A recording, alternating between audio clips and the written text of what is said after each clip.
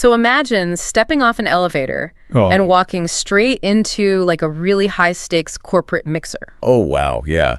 The classic trial by fire. Exactly. You know the exact kind of room we're talking about. Yeah. It might be a neon-lit Silicon Valley tech summit where the air is just thick with venture capital. Right. Or, one of those sleek Manhattan finance events. Yes. Floor-to-ceiling windows, expensive glassware clinking, and just that low, steady murmur of people actively negotiating their futures. It's an intense atmosphere. It really is. So you step through those heavy glass doors, you're holding your little name badge, and you are just immediately engulfed by a sea of strangers. But they aren't just strangers, right? No, not at all. These are, potential investors, future bosses, collaborative partners who could literally fund your next startup. The stakes are incredibly high. Sky high. Your entire professional trajectory could be standing 3 feet in front of you, holding a sparkling water.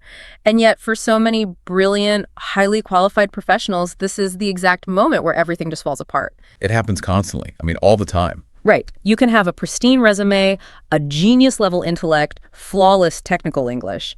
But the moment you are handed a cup of coffee and expected to, mingle... You completely freeze. You freeze. Why is that? Well, it happens because navigating that specific room requires an entirely different skill set than, say, passing an English proficiency exam or coding a complex algorithm. Yeah, totally different muscles. Exactly. You are walking into a landscape governed by unwritten rules, these invisible boundaries and conversational rhythms that can feel incredibly alien if you weren't raised inside them. Which is exactly why we are jumping into this deep dive today. We are unpacking a highly specialized C2 level English learning framework designed specifically for international professionals trying to decode the American corporate social landscape. It's such a fascinating source material. It really is. We're basically taking a magnifying glass to the subtle and honestly often baffling art of networking and small talk. Because if you look at the underlying philosophy of this curriculum, it makes a very bold claim right out of the gate. That small talk is not superficial. Right. It is not just the empty calories of human interaction. No, it is the exact opposite. Right. If you view small talk as mere fluff, you are fundamentally misunderstanding American corporate culture.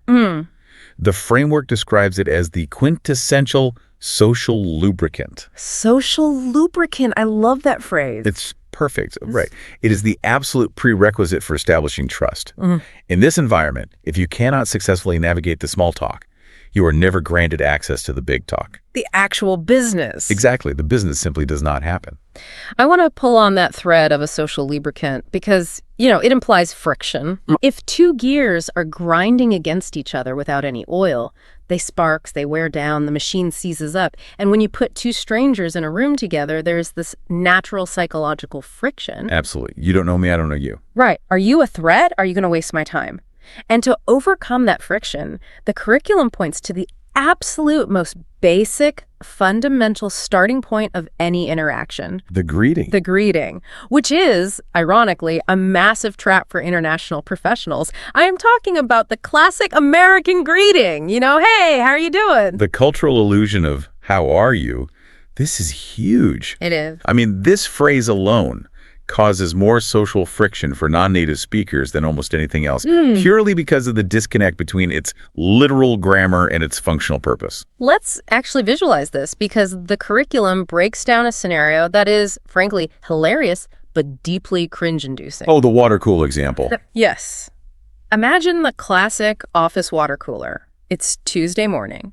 An American executive walks by an international colleague, someone who's brilliant, maybe newly relocated, and casually throws out, "Hey, how you doing today?" Right. A totally standard drive-by greeting. Exactly. Now, let's play this out. How does the international colleague respond in this specific scenario? Well, if they are translating the phrase literally, they will stop what they are doing, take a deep breath, and actually answer the question. Which is a disaster. It is.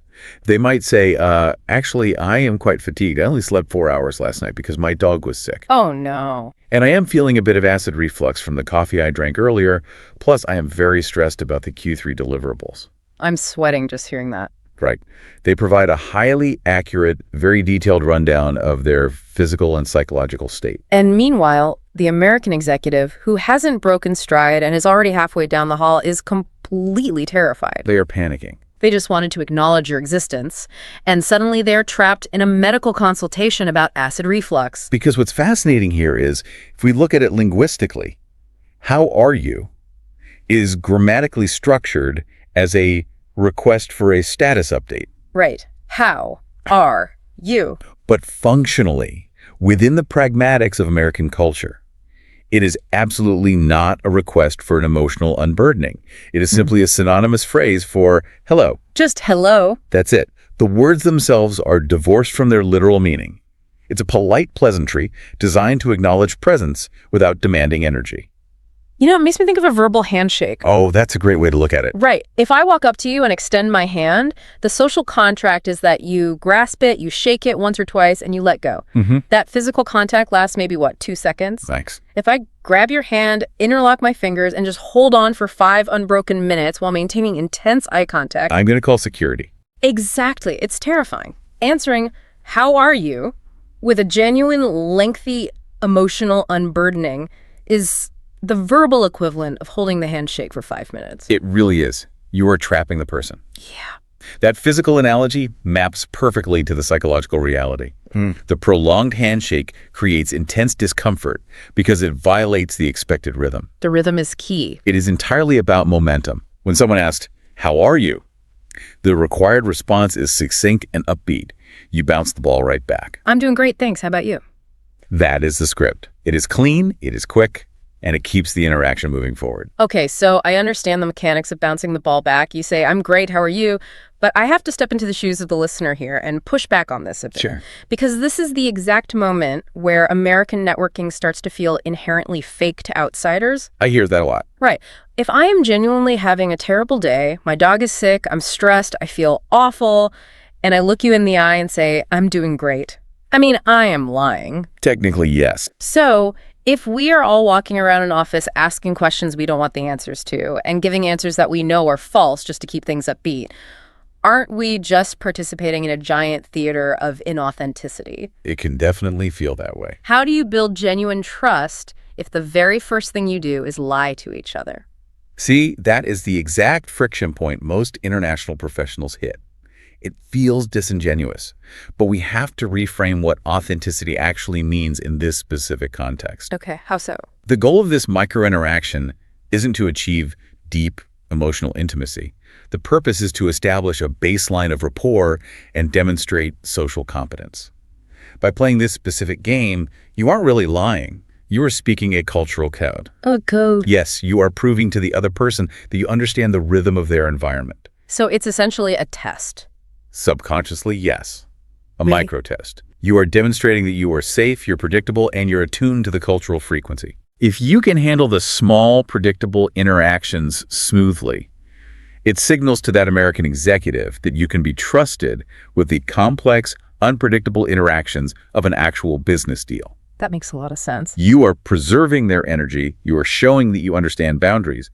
In the U.S. corporate world, respecting someone's time and emotional bandwidth is considered a much higher form of respect than radical emotional honesty at the water cooler. Okay, that completely flips the perspective. You aren't being fake. You are being considerate of their cognitive load. Exactly. You are saying, I acknowledge you, but I am not going to burden you. I really like that. It's all about reducing friction. So returning the verbal handshake smoothly is step 1. You survive the passive encounter. But, surviving someone else initiating conversation is very different from actively starting one yourself. Entirely different. If we go back to that Manhattan mixer, you were standing alone by the catering table. You need to initiate. You have to break the ice with a total stranger, which is daunting. It is arguably the hardest part of networking.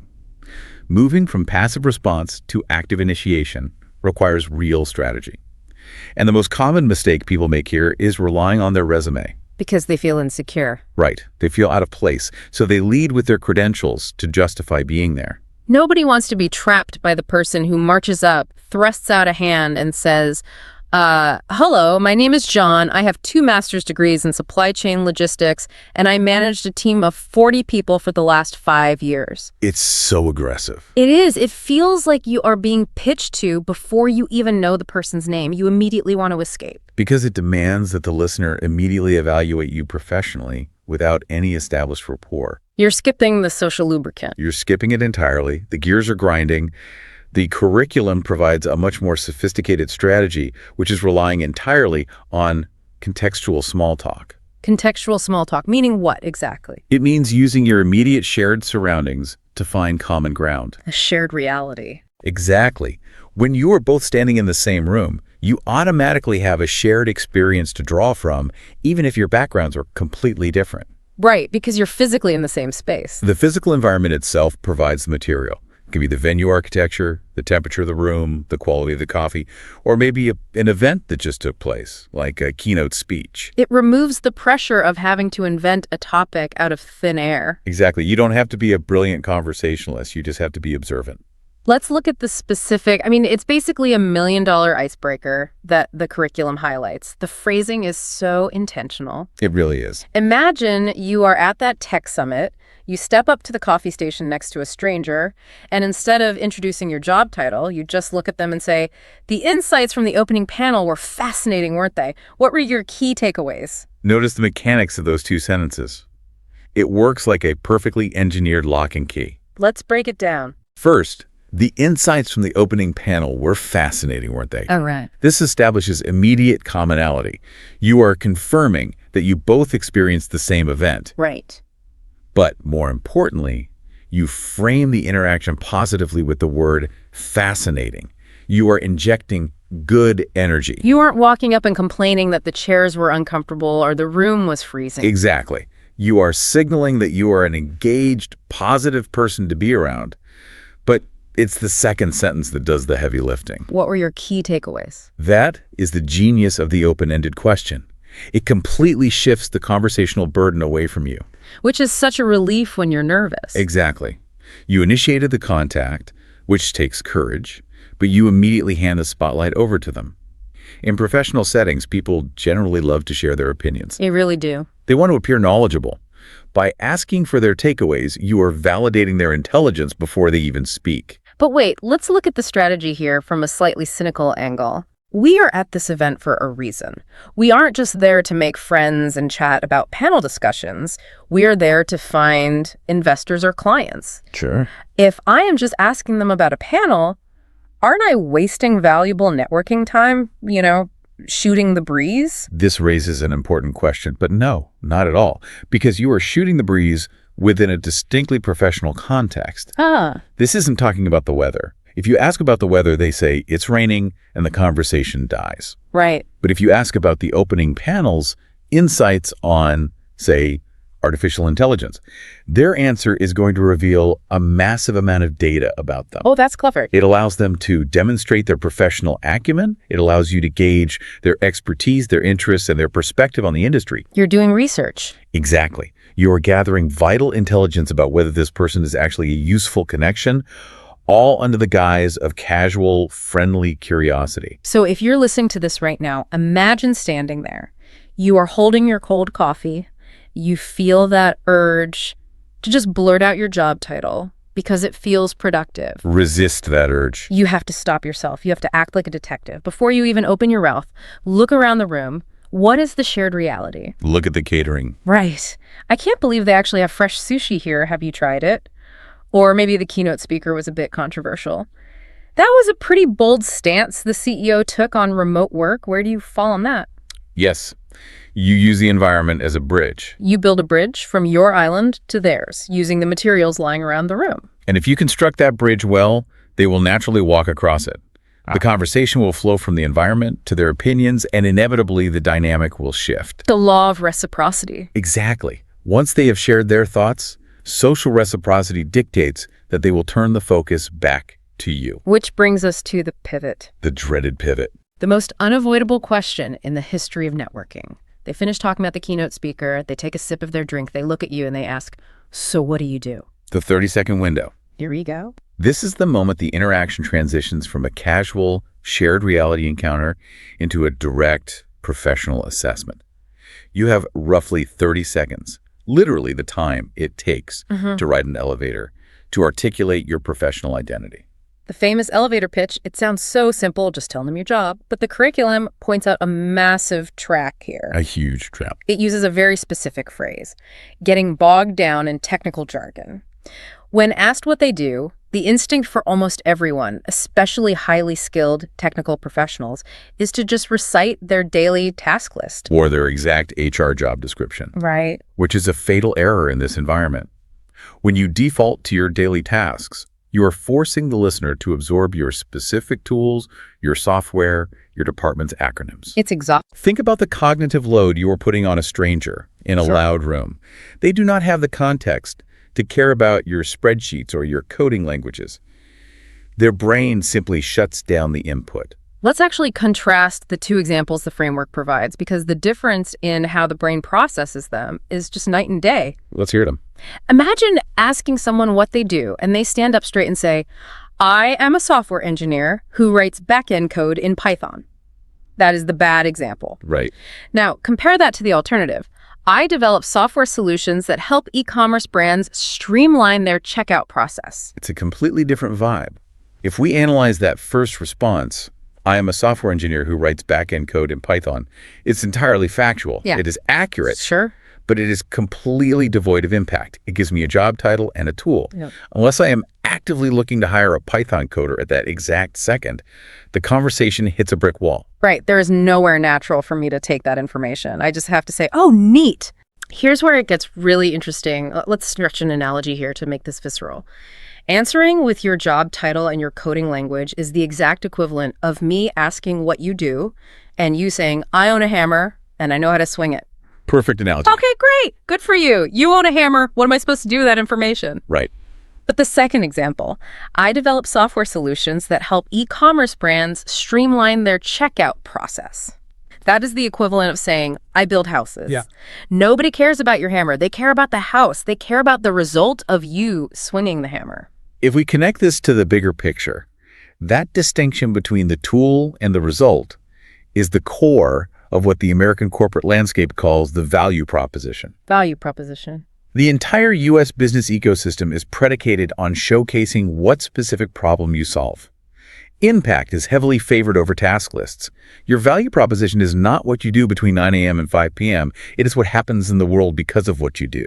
If we look at that good example again, streamlining the checkout process, that isn't just a task. No. That is a solution to a massive bleeding wound for e-commerce brands, which is cart abandonment.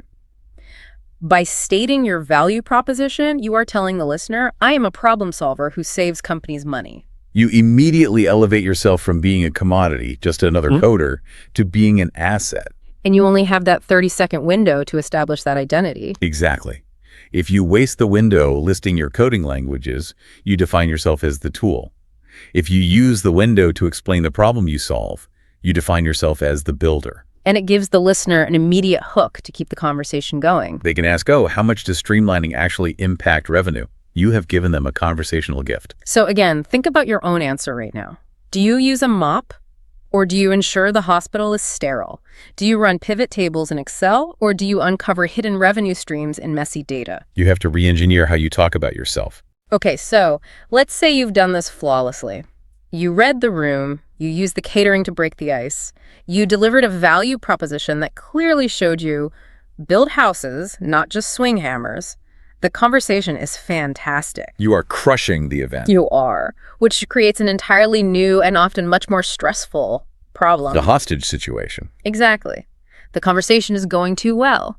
The person you are talking to is thrilled, but now they're talking endlessly. They are completely monopolizing your time. You are at this event to meet 10 different people, to work the room, and suddenly you are trapped in a corner with a very enthusiastic marketing director who won't stop talking about their recent vacation to Italy. It happens to everyone. How do you get out? This is perhaps the most delicate maneuver in the entire social playbook. You have spent 10 minutes carefully building a bridge with this person, establishing trust and rapport. The golden rule of the graceful exit is that you cannot burn the bridge you just built. Right. You can't just look at your Apple Watch, widen your eyes, say, wow, look at the time, and literally run away. No, that is incredibly offensive. It is the social equivalent of jumping out of a moving car. You will leave scars, and they will absolutely remember how rude you were. So how do we pump the brakes safely? The framework provides a highly architectural 3-step strategy for the graceful exit. And the sequencing here is non-negotiable. Okay, let's hear it. Step 1 is waiting for a natural lull. Step 2 is expressing genuine gratitude. Step 3 is stating an immediate physical action. Like, break down that first step, because waiting for a lull is an exercise in immense self-control. It really is. When you feel trapped, your heart rate goes up, you start looking over their shoulder, and you just want to interrupt them mid-sentence. But you can't. If you interrupt someone mid-sentence to tell them how much you enjoyed talking to them, it reads as completely sarcastic. It feels entirely fake. You have to possess the patience and the conversational awareness to wait for them to take a breath. You are listening for that slight pause in cadence, that moment a thought concludes. Only then do you strike. Let's role-play the exact phrase provided in the curriculum, because it is essentially the magic spell for leaving a conversation without causing offense. It's beautifully constructed. Right. So imagine that enthusiastic marketing director finally takes a breath. I smile warmly, I make direct eye contact, and I say, "It has been absolutely brilliant chatting with you about your strategy in Italy. I'm going to go grab a quick refill on my coffee, but I'd love to connect with you on LinkedIn to continue this conversation later." And then I step back. Notice the gears turning in that sequence. It works like a perfectly calibrated pressure release valve. Let's look at the first gear. First, the gratitude. It has been absolutely brilliant chatting with you about your strategy in Italy. By referencing a specific detail of what they just said, you are validating the conversation. You are proving that you are actively listening, not just waiting for your turn to speak. Exactly. Ah. You stroke their ego and make them feel good about the interaction before you end it. It softens the blow of the rejection. You are saying, "You are great, I'm just leaving." And then comes step 2, the immediate action. "I'm going to go grab a quick refill on my coffee." The physical excuse is critical. It provides a plausible, polite, and biological reason to leave the immediate vicinity. A coffee refill, maybe checking in at the registration desk or needing to use the restroom. Right. These are tasks that must be done physically elsewhere. It removes any suspicion that you are leaving simply because you find them boring. It blames the departure on logistics, not on them. Exactly. And you cannot argue with an empty coffee cup. If I say, "I need coffee," you can't say, "No, you don't. Stay here." It is the ultimate conversational shield. But what if they say, "Oh, great, I'll walk to the coffee station with you"? The nightmare scenario. That is exactly where step 3 comes in, as the definitive closer. Oh. But I'd love to connect with you on LinkedIn to continue this conversation later. This is the forward momentum. By establishing a bridge for future contact, you are firmly signaling that the current real-world interaction is ending right now. You are pushing the relationship into the digital sphere. It says, "I value you enough to want to connect, but this physical conversation has concluded." This is networking mastery. You are essentially building a bridge while simultaneously walking away from it. It really is a masterclass in boundary setting. You are securing the connection while regaining your freedom to work the rest of the room. You leave them wanting more, rather than feeling like they were discarded because someone more important walked by. Which reinforces the overarching philosophy of American networking. That it is a qualitative endeavor, not a quantitative one. Right. It is not a race to see who can forcefully hand out the most physical business cards before the event ends. It is about cultivating a few mutually beneficial relationships and leaving a pristine, positive impression. But to actually execute these maneuvers, to confidently drop an open-ended icebreaker, to re-engineer your value proposition, and to smoothly deploy a 3-part estate patch, you need the right linguistic tools. Absolutely. You can have the perfect strategy mapped out in your head, but if you don't have the precise vocabulary to execute it naturally, you sound like a robot reading a manual. How do we actually sound human doing this? That is exactly where the C2 level linguistic arsenal comes into play. The curriculum provides a highly focused breakdown of specific vocabulary and idioms. And these aren't just obscure, complex words chosen to make you sound like a dictionary. No, they are words chosen because they carry immense cultural and corporate weight. They signal that you understand the nuance of the environment. Let's really dive into this vocabulary list, because it is basically like being handed a cheat code for corporate America. Every word here solves a specific social problem. Let's start with the word used to describe the feeling of walking into the mixer itself. Daunting. Daunting. The room isn't just hard or scary, it is daunting. Daunting is a word dripping with emotional intelligence.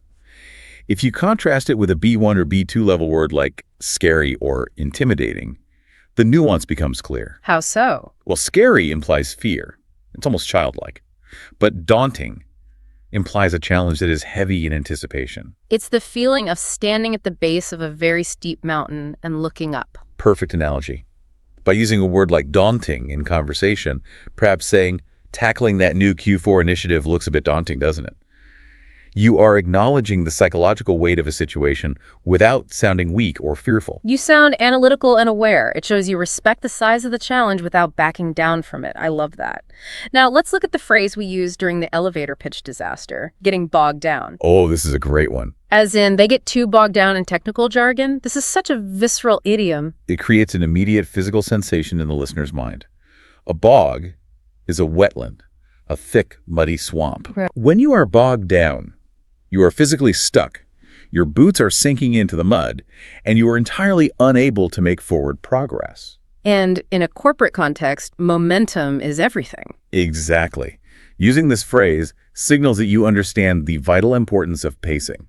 So if you are in a meeting that is dragging on about, say, spreadsheet formatting, and you say, let's not get bogged down in the minutia right now, let's look at the bigger picture, you are instantly taking on a leadership posture. Yes, you are the one throwing a rope into the swamp and pulling the team back onto solid ground. It is a highly polite, socially acceptable way to enforce boundaries on a conversation that is losing focus. And speaking of boundaries, we have the word the curriculum uses for the hostage situation. Monopolize, as in the person you're talking to is monopolizing your time. Now, obviously, you would never say this to the person. You wouldn't say, excuse me, stop monopolizing me. No, definitely not. But understanding this concept internally is crucial. Why is it so crucial? Because monopolize is a heavy economic metaphor applied to a social interaction. Yeah. A monopoly is total ruthless control over a market.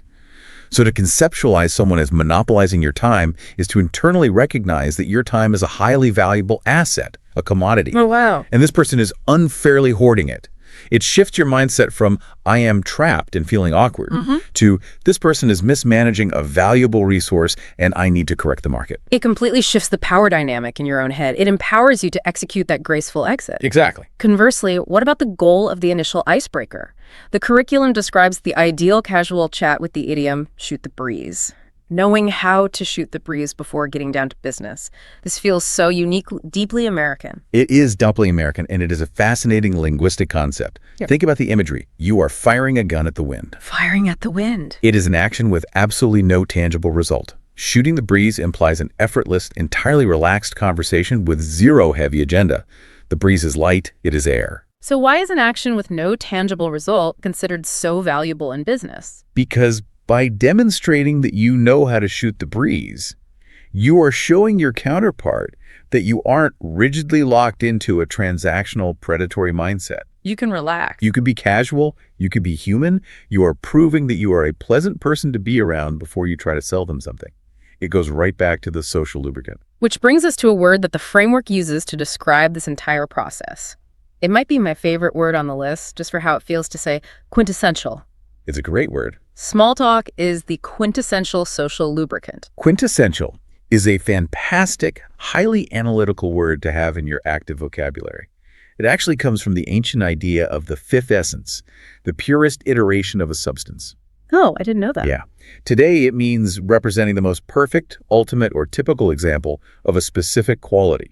So when you call a strategy or a behavior quintessential, you are demonstrating a deep, synthesized understanding of its nature. You aren't just saying a process is important. You are saying it is the absolute defining characteristic of the system. And the quintessential goal of everything we've talked about today, the water cooler, the icebreaker, the elevator pitch, the exit, is captured in our final concept, building rapport. Rapport is the holy grail of all networking. How would you define it? It is a state of harmonious relationship where the people involved intuitively understand each other's feelings or ideas and communicate with zero friction. It is the invisible tether that connects two professionals in a chaotic room. If we pull all the way back and look at this entire linguistic arsenal daunting, bogged down, monopolized, shoot the breeze, quintessential rapport, what is the actual real-world impact when an international professional masters these? It's huge. When they stop frantically translating simple vocabulary in their head and start naturally deploying these heavy-hitting C2 concepts. The impact is truly transformative. Mastering these specific nuances does not just improve your grammatical English score, it completely alters how you are perceived within the hierarchy of a room. So it's about perception. Entirely. When you effortlessly drop an idiom like shoot the breeze or reframe a problem by warning the team not to get bogged down, you are signaling profound cultural fluency. You're showing you belong. You're showing the native English speakers in the room that you don't just know the definitions of their words. You know how to play the game. You intuitively grasp the underlying psychology of American business pacing. You stop being the outsider looking in. Exactly. This linguistic mastery skyrockets your own internal confidence, which alters your body language, and consequently, it skyrockets the confidence that others place in you. They no longer see you as someone trying to learn the ropes. They see you as an equal player on the field. You transcend the language barrier entirely and enter the realm of cultural mastery. That's the ultimate goal. And that transformation is exactly what we set out to decode today. We started by stepping into the intimidating high-stakes room, feeling the anxiety of the water cooler pleasantries. We unpacked the cultural illusion of, how are you? Learning the vital importance of returning the verbal handshake smoothly, rather than trapping someone in a 5-minute medical history of your dog's vet bills. We examined the strategic art of the icebreaker, acting like social detectives to use the immediate environment, the temperature, the catering, the opening panel, to build a bridge between strangers, completely avoiding the awkward, aggressive resume dump. Then we faced the 30-second window, the dreaded question, what do you do? And we learned to completely re-engineer the elevator pitch. We realized the cognitive danger of getting bogged down in jargon. We stopped listing our tools and started talking about the houses we built, swapping boring task descriptions for high-impact value propositions. And we explored how to survive our own conversational success by executing the graceful exit, utilizing that flawless 3-step coffee refill strategy to stroke the ego, provide a physical excuse, and build a digital bridge to LinkedIn while tactfully walking away. All while backing up those strategies with a C2 linguistic arsenal designed to signal total cultural fluency. It is a massive amount of psychological and social engineering to take in. It is, but theory is useless without execution. Right. The curriculum actually leaves its learners with a specific piece of active homework, and I am going to issue that homework directly to you, our listener. It's a great exercise. Sometime this week, sit down and actively re-engineer your 30-second elevator pitch. Don't just think about it in the shower. Write it down on paper. Look at the words. Are you talking about your hammer or are you talking about your house? What specific problem do you solve? And then practice it out loud. Yes. Once it is written, record yourself on your phone delivering it. Listen back to your pacing. Are you rushing? Do you sound robotic? Re-record it until you sound naturally enthusiastic. Active spoken practice is the only way to move these concepts from theoretical knowledge into muscle memory. But before we wrap up, I want to view all of this through the lens of where the corporate world is actually heading. Oh, this is interesting. I want to leave you with a lingering question to mull over. We have spent this entire deep dive analyzing the subtle art of physical small talk. We talked about reading a room, utilizing the physical environment for icebreakers, and the necessity of casual face-to-face interactions as the social lubricant for trust. Right. But what happens to our professional trajectories in an era increasingly dominated by remote work? The death of the physical water cooler. Exactly. When the serendipitous water cooler bump is replaced by a scheduled, sterile Slack huddle, when the Manhattan mixer is replaced by a grid of muted faces on a Zoom screen, does this social lubricant survive? That is a tough question. Can you truly execute a nuanced, graceful exit when leaving a conversation just means clicking a red leave meeting button and vanishing into the digital void? Just popping out of existence. Right. Could you possibly read the room when half the room has their cameras turned off and their microphones muted? Or is the quintessential art of the 30-second elevator pitch and the environmental icebreaker destined to become a lost offline relic of a bygone corporate era? If trust requires friction and the internet removes all friction, how do we build that invisible tether of rapport through a webcam? That is a deeply unsettling yet incredibly vital question for the modern professional to ponder. Are we losing the very environment that creates the spark of human connection? Definitely something for you to explore and debate on your own. Absolutely. Thank you so much for joining us on this deep dive into the hidden mechanics of the American networking machine. Keep practicing your pitch, keep observing your environments, and keep building those crucial connections, whether you are standing in a high-stakes ballroom or staring into a virtual breakout room. And remember, the next time you step through those heavy glass doors and face that sea of strangers, you aren't just walking into a room, you're walking into an opportunity. You have the tools. Now, go build the house.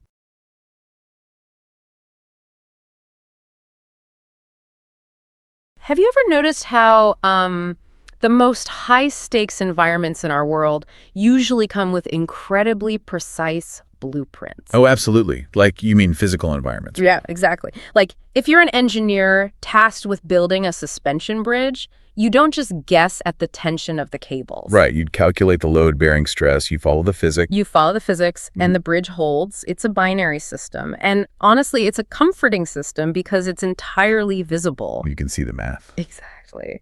But then you step into the world of American corporate networking, and that comforting visibility just vanishes entirely. It's completely gone. It really is. Suddenly you're navigating this social landscape that functions like, I don't know, a high-wire act performed over a minefield. Yeah. And the rules governing your survival are entirely unwritten. And I think the most dangerous part of that high-wire act is that the vast majority of people don't even realize they're walking on a wire until they've already plummeted. Oh, that's such a good point. They assume a casual mixer is just, a room full of people holding plastic cups of sparkling water and exchanging pleasantries. Right, just talking about the weather. Yeah, and they fail to recognize the massive, invisible architecture of cultural expectations supporting every single interaction. Which brings us directly to our mission for today's deep dive.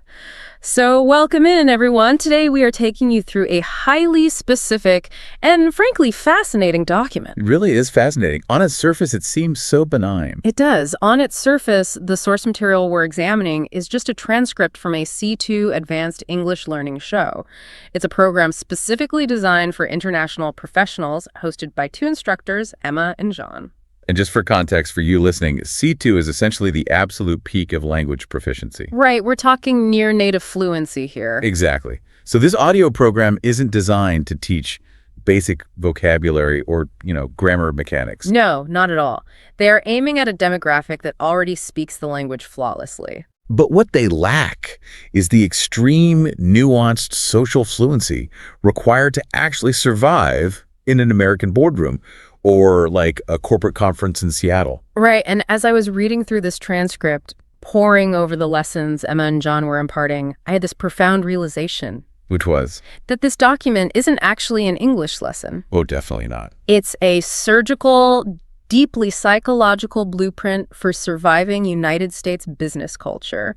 It outlines a set of behaviors so rigid, it almost feels like a martial art. A martial art where you can't see the opponent. Yes. So today we're going to dissect this entire blueprint for you. We're looking at the precise micro-choreography of a physical greeting. We're examining the exact mathematical formula you're expected to use for a follow-up message. We'll explore the visceral terror of the awkward silence. Oh, that's the worst part. It really is. And we'll dig into the highly specific, emotionally loaded vocabulary Americans use to navigate these exact social minefields. Because the language a culture uses to describe its social interactions reveals what that culture fundamentally values. That's a great way to put it. The phrases Emma and John teach their listeners aren't just idioms. They're a mirror, reflecting the hidden, hyper-competitive architecture of American corporate life. And the pressure baked into this document is just staggering. If you read between the lines, the message is clear. If you don't execute these highly specific verbal and nonverbal formulas to the absolute letter, you don't just lose out on a potential contact. No, you risk completely alienating your peers. You walk into that networking event, and you're instantly being graded on a rubric you were never handed. It's an invisible rubric, but the scoring is ruthless, and the stakes couldn't be higher. Because in the American corporate ecosystem, your upward mobility, your access to capital, your entire professional reputation, it often depends entirely on your final score in these supposedly casual encounters. But what is truly mind-bending about this invisible rubric is that the most critical part of the test doesn't even happen in the room. Right. You can execute the perfect conversation, hold the ideal posture, hit every single social cue, but the ultimate success of the event materializes the moment you walk out the door. Which leads us to the source material's boldest claim. Yeah. The transcript explicitly warns its listeners that attending the actual networking event is only half the battle. You can spend 2 hours being incredibly charming, but if you fail to execute the next phase, your attendance is essentially nullified. It's like having an expiring digital security token. Ooh, I like that analogy. Thanks. It's like, you did the hard work to get the access code during the conversation, but if you don't input it into the system before the server resets, the code is worthless. The door just stays locked. And the document gives us a very specific expiration timer for this token. It calls it the 24-hour rule. The 24-hour rule. If you do not reach out to the person you met within one single day, you have failed. And the transcript leans heavily on a classic American idiom to explain this urgency. They say you have to strike while the iron is hot. I really want to pause on that because the rigidity of this 24-hour window just feels so extreme to me. It does feel fast. Right. Is human memory really that short in corporate America? Like, if I meet you on a Tuesday evening and email you on a Thursday morning, have I really committed a fatal error? Right. It just feels like an artificial timeline designed to induce anxiety, I get why you'd think that, but it's not actually about the biological limits of human memory. Okay, so what is it about? It's about the sheer volume of information processing required in modern American business culture. That, combined with their cultural perception of time. How so? Think about the environments Emma and John use as examples in the text. They talk about a crowded mixer in New York or a massive tech conference in Seattle. Right, highly stimulating environment. Exactly. These are environments specifically engineered for sensory overload. A single executive might have 30 different conversations in a 2-hour window. Oh, wow. Yeah. They're collecting a mental stack of business cards, faces, and these fragmented discussions about, artificial intelligence or supply chain logistics. So the interaction we had is instantly buried under 29 other interactions. Exactly. When the text uses the phrase, strike while the iron is hot, it's illustrating the thermodynamic reality of human interest. The thermodynamic reality, I love that. Think about a blacksmith's forge. When the iron is glowing red, it is incredibly malleable. You can shape it into a tool, a weapon, a structural support. Sure. But that heat dissipates at an astonishing rate. By the next morning, your conversation is no longer a glowing, malleable opportunity. It is rapidly cooling steel. And if you wait until Thursday? If you wait until Thursday, the iron is cold. Wow. The psychological momentum you built during that brief interaction is completely lost. In the American business landscape, time is quite literally a depreciating asset. It depreciates fast. It moves with a velocity that a lot of other cultures find aggressive. In some global business cultures, relationship building is a slow burn. Right, like it takes months of dinners, subtle negotiations, very deliberate pacing to build trust. Exactly. But the U.S. model is entirely different. It demands immediate capitalization. The source material actually uses the phrase missed opportunity to describe the failure to follow up within that 24-hour window. And that specific phrase carries a tremendous amount of sociological weight. How so? Well, in a culture deeply rooted in capitalism and continuous forward motion, an opportunity isn't a passive event that happens to you. Right. It's a resource that you are expected to seize. If you wait 72 hours to follow up, you haven't just suffered a lapse in memory. You've sent a highly damaging subconscious signal. Wait, what signal? That I was just busy doing my actual job. To the American corporate mind, you've signaled that the new contact was not a priority. Ouch. Worse, you've signaled that you lack the proactive, aggressive drive that the culture prizes above almost everything else. You're demonstrating an inability to close the loop. Precisely. If you can't manage to send a follow-up email promptly, how can they trust you to manage a $1 million account or execute a complex project timeline? That is fascinating. So missing the 24-hour window isn't just a logistical error. It's interpreted as a character flaw. Yes, it projects a lack of professional hunger. The medium is the message, and the timing of the message is the ultimate proof of your competence. Exactly. Okay, so the clock is ticking. You have this rapidly cooling iron, and you need to strike. How do you do it? Well, the document points its listeners to the quintessential tool for this exact scenario, which is LinkedIn. LinkedIn, of course. But it also issues a massive flashing warning sign. It is incredibly easy to shatter the glass if you swing the hammer incorrectly. Yeah, the transcript specifically highlights a behavior it labels a major pet peeve for American professionals. The blank connection request. Right. Simply hitting the connect button on LinkedIn without attaching a personalized written message is considered a severe misstep. A massive one. Now, I have to challenge this premise. Go for it. I honestly think this advice might be outdated or at least overly precious. Really? Why? If I'm a busy executive and we just established that time is the most valuable asset in this culture, my inbox is an absolute nightmare. Sure. The entire point of a digital platform like LinkedIn is to introduce frictionless connectivity. I actually prefer the blank connection request. You do? Yeah. I see your face. I remember we talked by the appetizer table. I hit accept and we move on. Why does this text insist on injecting friction into a system designed for speed? Why is a blank request treated as a crime? Your reaction is perfectly logical from a pure efficiency standpoint, but it completely ignores the fragile ego dynamics and the emotional subtext of American networking. Fragile ego dynamics. Okay, unpack that. The transcript uses the term pet peeve very deliberately here. A pet peeve isn't just a systemic inefficiency. It's a highly specific personal irritant that gets under someone's skin. It provokes an emotional reaction, not just a logical one. Exactly. So why does the blank request trigger resentment instead of relief? Because it signals a fundamental lack of effort in a culture that demands you prove your work. Ah, I see. When you send a blank request, the subconscious translation is, I want access to your digital network, your resources, and your status, but I am not willing to spend 60 seconds crafting a single thought to earn that access. Oh, wow. It transforms a human interaction into an automated transaction. Yes. And while American culture loves efficiency, it deeply resents feeling commodified by a stranger. You're saying it treats the person like a data point rather than an individual. Precisely. Individualism is the bedrock of the culture. When you send a blank request, you're telling that person they are just another click, just a number to pad your follower count. You've stripped them of their unique value. You have. And to counteract this, Emma and John provide a rigid, mathematically precise formula for the perfect follow-up. They call it the 3 C's. The 3 C's. This was a massive revelation for me in the text because they don't just suggest a concept, they provide a literal verbatim script. They do. Let me read it exactly as it appears in the source material. It goes, Hi, Sarah. It was fantastic meeting you at the Tech Summit yesterday. I really enjoyed our conversation about AI integration. I'd love to stay connected and follow your work. It is a brilliantly engineered piece of microcommunication. Every single sentence serves a distinct psychological purpose.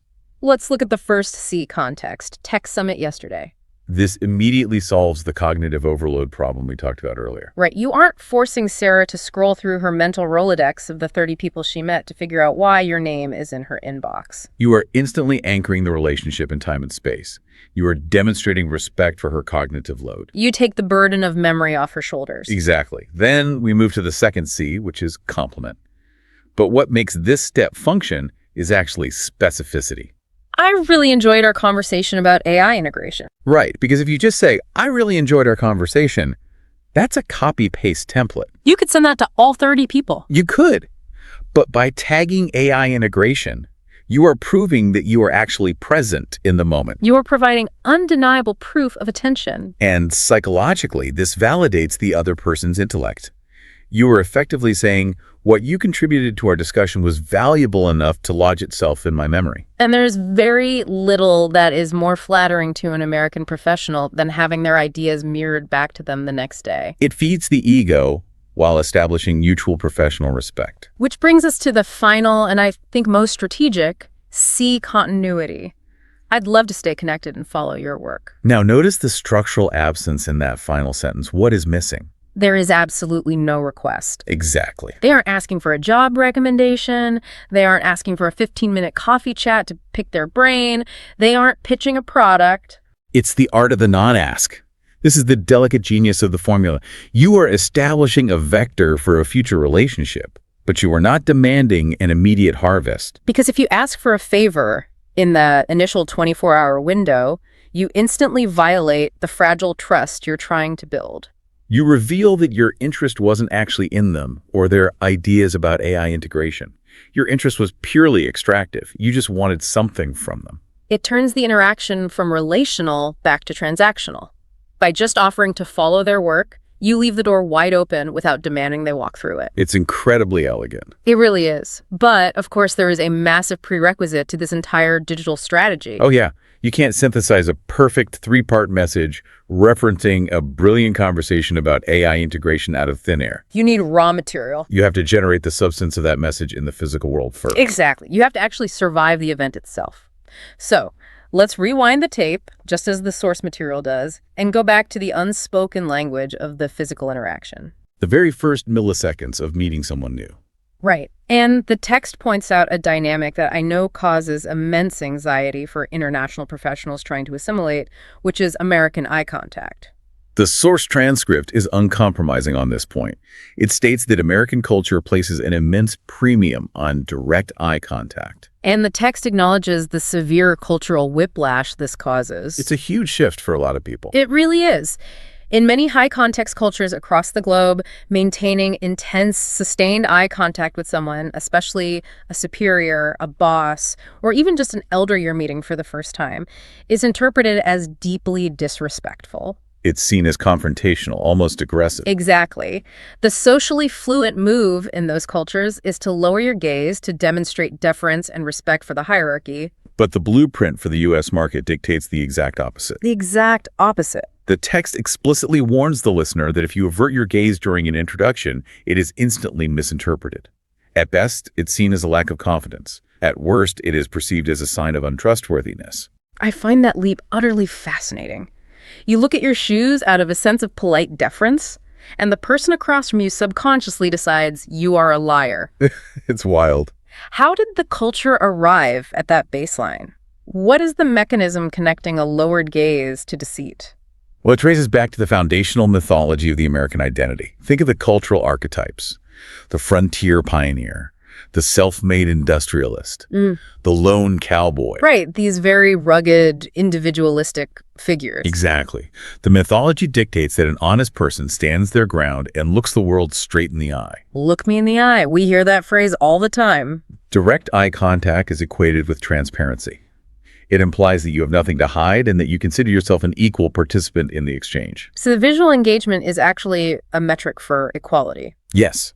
Yeah. When you break that contact too early or look down, the subconscious American interpretation isn't, oh, they are being respectful. What is it? The interpretation is, what are they hiding? Are they unsure of their own value? If they don't believe in their own worth enough to look me in the eye, why should I believe in it? Wow. It triggers an immediate, instinctual skepticism that is incredibly difficult to overcome for the remainder of the conversation. But the transcript also introduces a terrifying caveat. The creepy stare. Yes, you have to maintain direct eye contact to prove you're honest, but the text literally says, you don't want to stare unblinkingly. That's just creepy. This is a very fine line. So how is a newcomer supposed to navigate this? It sounds like you're asking them to manually operate a biological function that is normally unconscious.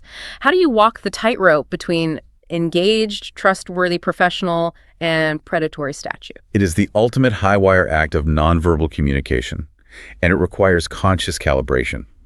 Biologically, an unblinking stare is the gaze of a predator locking onto prey. It triggers an ancient evolutionary discomfort in the human brain. Exactly. Yeah. So the cultural demand for direct eye contact is constantly battling against the biological alarm system of the unblinking stare. So it's an 80-20 rule. Essentially, yes. Yeah. It has to be a rhythm. You meet their eyes directly when they are speaking to prove you are absorbing their words. Okay. You hold the contact when you are making a primary point to project conviction, but you must allow for natural release valves. Natural release valves, what does that look like? You look slightly away, perhaps to the side or upward, when you were supposedly pondering a complex thought, and then you snap back to reconnect. It is a highly choreographed dance of tension and release. And while you are frantically managing this visual tension and release, trying not to trigger their predator-prey instincts, you also have to manage the physical greeting simultaneously. The anatomy of the The handshake. physical transfer of professional worth. Yes. The source text identifies two distinct extremes that you absolutely must avoid. It's like navigating between two cliffs. On one side, you have the limp handshake, which the text identifies as a catastrophic error. And on the other side, you have the bone crusher. The bone crusher. The bone crusher is a fascinating phenomenon because it is almost always born from a place of intense overcompensation. Like they're trying too hard. Exactly. An international professional is told, Americans respect a firm handshake. So they walk into a mixer and practically fracture the other person's metacarpals to prove their dominance. I've been on the receiving end of the bone crusher. We all have. And it immediately makes you resent the person. You aren't thinking about their business acumen. You are just trying to assess if you need ice. Right. But the text focuses most of its warning on the opposite end of the spectrum. It labels the weak, limp handshake a major faux pas. And we shouldn't view that phrase faux pas as just a synonym for a clumsy mistake. In this context, it represents a severe social transgression. Definitely.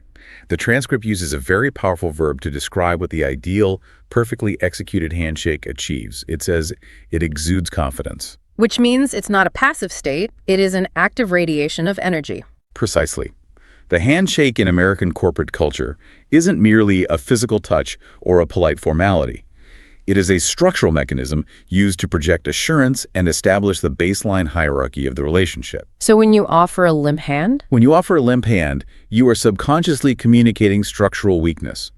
To the American mind, it translates to, I am not your equal, or I lack the internal fortitude to handle high-pressure situations. It's incredible that a 2-second physical interaction can carry that much sociological baggage. It's immense pressure. You have to have a firm grip, but not a painful one.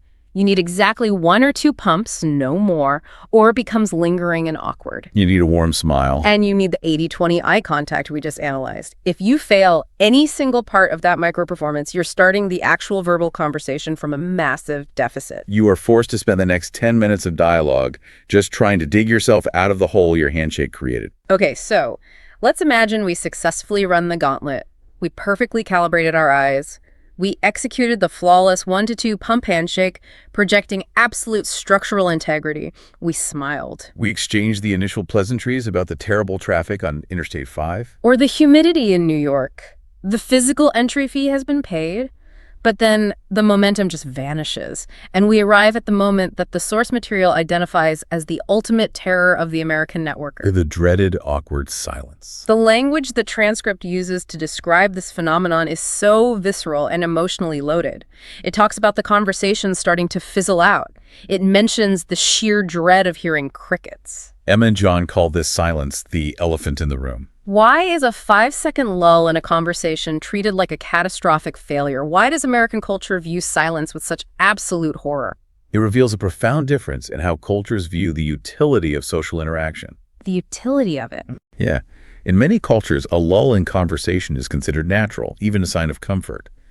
It's a moment to reflect on what was just said, to share a peaceful space without the frantic need to fill the air with noise.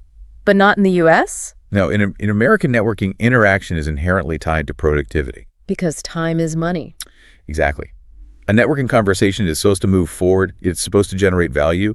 When the conversation fizzles out, a term that implies combustion, like a fire running out of oxygen, the silence becomes a glaring, ringing alarm. An alarm saying what? That neither party knows how to extract value from the other.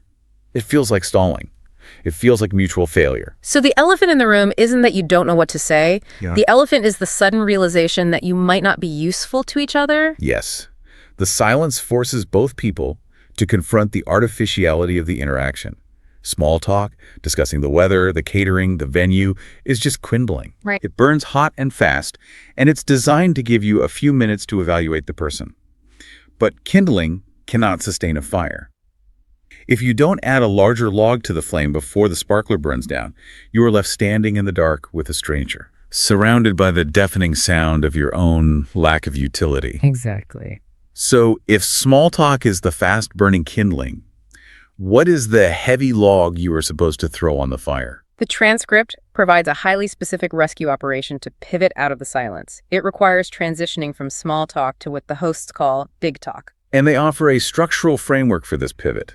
The FORD technique. FORD. Family, occupation, recreation, dreams. Now, Emma and John are very careful to issue a cultural addendum here. They note that while FORD is the acronym, in a professional United States setting, you should heavily isolate the O and the R. You should lean entirely into occupation and recreation. And avoid family and dreams. I want to dissect why that is. Because if the goal is to build a human connection to save a dying conversation, why are family and dreams considered landmines? Because you have to navigate the American paradox of wanting authentic connection while maintaining strict individual privacy. Ah, privacy. Asking a stranger about their family at a corporate mixer is incredibly risky. You don't know their circumstances. They might be going through a brutal divorce. They might be estranged from their parents.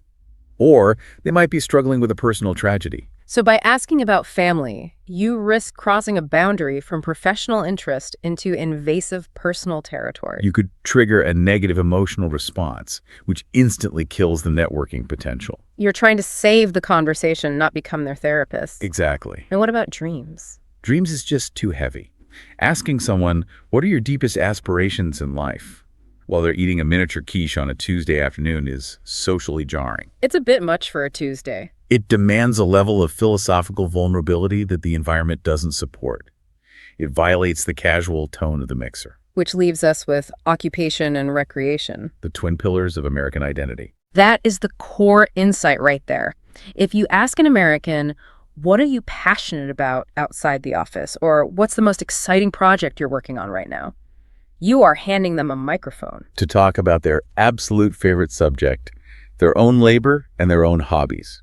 Yes. American culture highly values individuality, and individuals largely define themselves by what they do for a living and how they choose to spend their disposable income. When you ask an open-ended question about their occupation or recreation, you're inviting them to showcase their identity.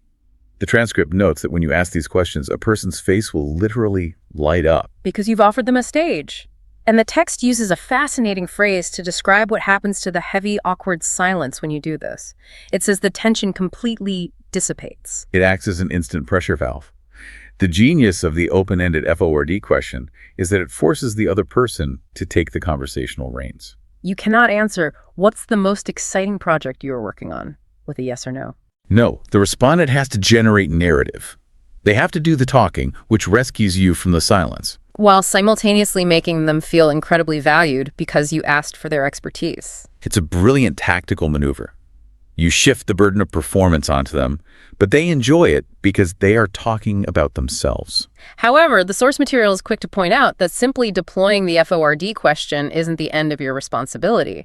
Once they start talking about their passion for weekend rock climbing or their new software deployment, you have to execute the final phase of the in-person interaction. The art of active listening. Yes. The transcript explicitly states that networking must be an exploration, not an interrogation. I resonated so deeply with that distinction. We have all been cornered at an event by someone who just fires question after question at you. What do you do? Where are you based? How long have you been in the sector? Who do you know? It feels exactly like a police interrogation. You are pinned under a spotlight, and the other person is just treating you like a data extraction terminal. How does the text instruct us to avoid becoming that interrogator? By utilizing active listening, which the text defines not as a passive state of silence while the other person speaks, but as an engaged dynamic process. It requires physical cues, nodding, maintaining that calibrated eye contact we talked about. And crucially, verbal affirmations. The transcript specifically advises injecting phrases like absolutely or that makes sense into the pauses of the other person's narrative. How does tossing out the word absolutely change the entire power dynamic of the conversation? It transforms the dynamic because it provides conversational fuel. When you stand in silence and just stare at someone while they speak, it feels judgmental. It feels like they're performing for a silent evaluator. Exactly. But when you offer a verbal nod like, that makes sense, you are validating their reality. You are signaling, I am tracking with your logic. I am on this intellectual journey with you. Your narrative is safe with me. Keep going. You move from standing across from them with a clipboard, evaluating their answers, to walking alongside them. Precisely. You become a co-pilot in their story. And the transcript asserts that mastering this specific nuance will dramatically elevate your social fluency. You transition from being a nervous participant trying to survive the rules to a charismatic presence who controls the flow of the room. And charisma, in this context, isn't some mystical aura you're born with. It is a replicable system of validating other people's identities through open-ended questions and active listening. It's the ultimate paradox. You use a highly calculated mechanical system to make the other person feel a totally organic, authentic sense of connection. You make them feel heard, which is the rarest currency in a hyper-fast corporate culture. This has been a truly remarkable journey. If we step back and synthesize the massive architecture we've uncovered from this single English learning deep dive, we've essentially mapped the entire life cycle of an American corporate interaction. It is a highly calibrated machine. It begins before a word is even spoken, in the very first millisecond of visual contact. Exactly. You lock in that 80-20 eye contact, battling your biological instincts to project pioneer honesty and trustworthiness. You extend your hand and deliver the precise 1-to-2 pump handshake, ensuring your grip is firm enough to exude structural confidence without crossing into bone-crushing overcompensation. You navigate the fast-burning kindling of small talk, monitoring the conversational momentum with extreme vigilance. And the second you sense the combustion failing, right before the crickets start chirping and the elephant of mutual uselessness enters the room, you pivot. You deploy the FORD framework. Specifically targeting occupation or recreation. You ask the open-ended question that makes their face light up. You become the active co-pilot, using verbal affirmations to fuel their narrative and elevate your own charismatic standing. And then, after successfully executing that flawless physical and verbal choreography, you walk away. The clock starts ticking. The iron begins to cool. And you ensure that within 24 hours, you deploy the final mechanism, the 3-part LinkedIn message. Context to remove cognitive load. Specific compliment to validate their ego. And continuity, the art of the non-esque, to plant the seed for a future relationship without turning the connection into a cheap transaction. It is an exhausting, beautiful, and utterly ruthless sociological system. It really is. But as we wrap up this deep dive, I want to leave you, the listener, with a thought to mull over. We began this journey by comparing American networking to a rigid engineering blueprint. The culture places an immense, unyielding premium on these specific choreographed formulas. You are required to project confidence and genuine interest by flawlessly executing the script. The inescapable paradox of scripted authenticity. Here's a question I want you to explore for yourself. At what point does perfectly executing the formula actually destroy the possibility of a truly authentic human connection? If we are all just making the mathematically optimized amount of eye contact and asking the perfectly safe FORD questions and sending the exact same 3-part digital follow-up, are we actually meeting each other? Or are we just two avatars performing a corporate script for mutual survival? And if it's all just a performance, is the most successful networker simply the best actor in the room? Let that percolate before you step into your next mixer.